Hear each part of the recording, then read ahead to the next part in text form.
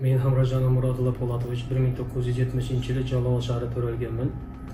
20 жылдан бери Хизбут Тахрир мүчөсү болуп келем. Азыр учурда мен Жалал Абад шаарынын Хизбут Тахрир уюмунун башчысы болуп сакталам. Жакын учурунда мечиттерге таркаткан баракчаларга мен буйрук бергенмин.